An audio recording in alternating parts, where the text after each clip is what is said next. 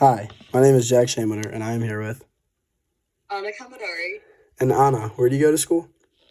I'm a freshman at Marquette University. And what sport do you play? I'm on the women's lacrosse team. Nice, nice. Where did you go to high school? I went to Maryville Preparatory School in Maryland. Nice, and you play lacrosse there? I did. So, how did your recruiting process look like in high school to get to the college level at Marquette? Well, it was a little different for me because of COVID, so everything was online. But I made the trip out to Marquette, and I absolutely loved it right when I got here. And the coaches were always amazing, and the team atmosphere was so welcoming. So I always knew this was the place for me. Yeah. And so Marquette's a fairly new program. Why did you end up choosing Marquette over some of the other schools? I felt really comfortable here, and we have a lot of good talent on our team, and I was looking forward to learning from all the upperclassmen, especially the fifth years, because they made the choice to stay another year and get us to the championships, and we actually haven't even made it to the Big East championships yet, so I think it's exciting to be someone who could get us there. So, would you say that's one of your goals for the team to get to the Big East tournament? Oh, definitely, but we want to win it. So, what would you say some of your goals are for the team this year? I think first we always really emphasize on having good connections with each other, which comes really easy to our team. So we are always together during lacrosse, but also make that effort out of lacrosse, and that really helps us on the field. And we're also just trying to hustle all we can, and even if we don't have the odds on us, then we're just playing as hard as we can.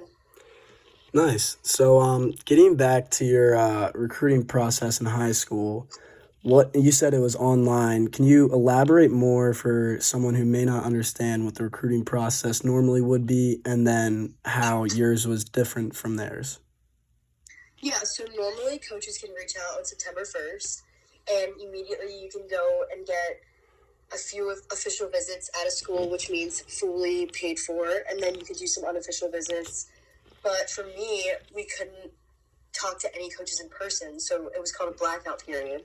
So we could email and talk on the phone, but we couldn't actually go to face-to-face.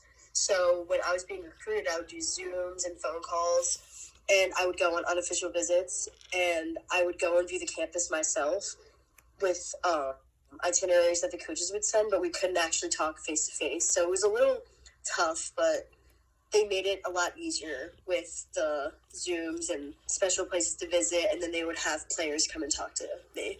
Nice. So, would you say it's much harder then for your recruiting process than it would be for a normal, uh, recruit? I think it was definitely different. It's hard to know where you want to spend 4 years when you can't fully see what you're going to be getting into, but I think they did the best they could with what they had. And do you feel like you made the right decision with where you were going?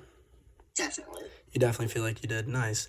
Oh, yeah. So, talk about the team a little bit with me. What is the team exactly like? We're really close. I was really scared coming in, upperclassmen, they're legal adults. It sounds really scary, but everyone was so welcoming, and we spent so much time together that you get so close so fast, and I'd always get nervous to, mess up around them because I didn't want them to get angry, but everyone is super kind and super, I don't even know, they're just great teammates. They're great teammates, and I love being around all of them, and they are, you're around them so much a week, but it's I don't even get sick of them. So Nice. that helps a lot. Yeah, it's awesome. Talk to me a little bit about your coaches and the connections that you have with your coaches. Are they good connections? Yeah, the coaches really make the effort to have a relationship with us, which is huge. So they try to have us in their office at least once a week.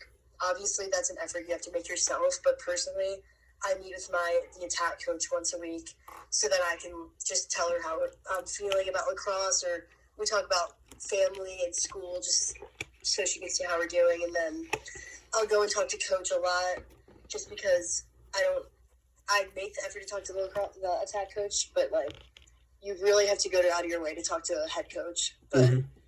once you get that relationship going, it's great. And they really, really care about us. So that is always nice to hear. Being so far away from home can be tough, but they make it seem like we're their family, so that helps. Yeah, and so being able to keep that connection with the coaches, uh, and talk to them about it. Do you ever have the conversation that it's sometimes, hard to be a D1 athlete and trying to balance school, academics, social life, and even more? Yeah, definitely. Like for me, first semester I was a business major, and I had to learn that math is not my thing, and I would do tutors every day and still not do great. But it was hard for me to initially go to the coaches about it because I didn't want them to be disappointed in me and my grades. But they were super understanding, and they understand that majors can switch a bunch of times, and they just wanted to help me get on the right track. And then socially and I guess like family wise, if I were feeling homesick, I feel super comfortable reaching out, and they do the best they can to make you feel like heard, which is great. Nice. So you would say you reach out to these coaches a fair good amount, you'd say? Yeah, definitely. Just because you're around them so much, you want to have a relationship with them. Hmm. And you mentioned math not being your thing and business being hard for you. Did you end up switching that major then? Yeah, so I did switch, and right now I'm in the communication school, but I'm honestly looking to switch again. I really don't know what I want to do. So right now I'm a communications major, specifically might be public relations, and then might do a psych minor and also an advertising minor. So Hmm. kind of random, but just a lot of things to figure out what I want to do. Yeah, it's a good idea. So how are you balancing school then with this all going on? And how do you stay on track from a day-to-day basis with practice and lifts and runs, and then trying to balance that all with school, studying, homework, these tests and exams coming up? Mhm. Well, honestly, in the fall, it was really daunting. The first 2 weeks are really, really tough because it's just so much on your plate. But they do athletics here do require you to be in the Eagles Nest, which is like the study area for athletes at least twice a week.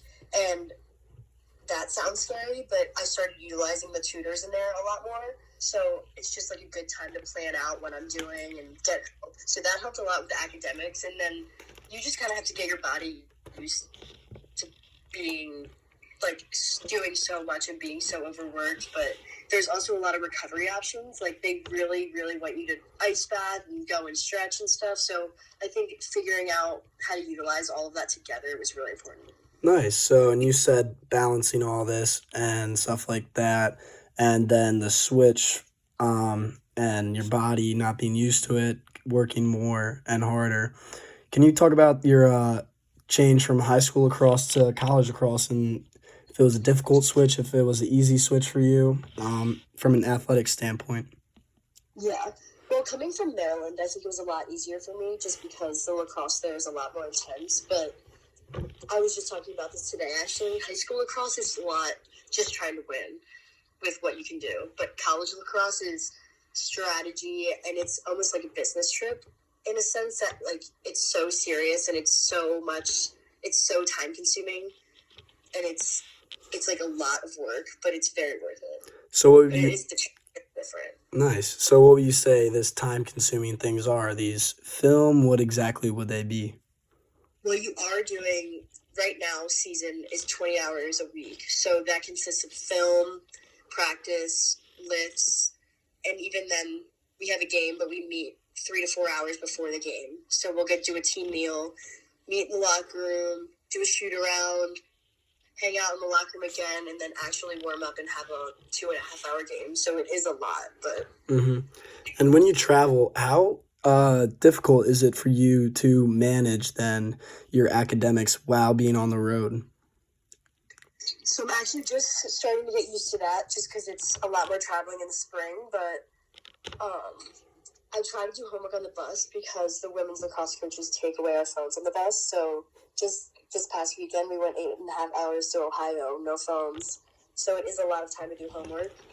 And I guess it does help. It sounds miserable, and it honestly is, but you are missing so much class that it is a good time to make yourself sit there and do homework, which helps, but you are missing a lot, and it does get a little bit stressful. Are you provided any help from your teachers? Do they know that, you're traveling and it might be hard to get some assignments done? Are you able to bring these tutors along with you? Can you talk a little bit more about, the help that's provided at Marquette when you're Yeah, traveling? so you send travel letters to each of your teachers, and personally, the women's lacrosse coaches do require us to go up and introduce ourselves to the teachers in the beginning of the semesters. So that kind of gets a relationship going so that they can be more understanding. And tutor-wise, they don't come with us, but we do have an athletic advisor that travels with us sometimes. And if I have a test that needs to be proctored that I can't take at school, she'll proctor it for us. And the team is really, really good about, we'll get to the hotel and we'll sit in the lobby together and do homework. Like, there's always a homework group going on. And yeah. Nice. So, just want to thank you for your time today. That'll be all, and I hope you get back to Outer Banks and enjoy your night. Thank you. Of course, thanks. All right.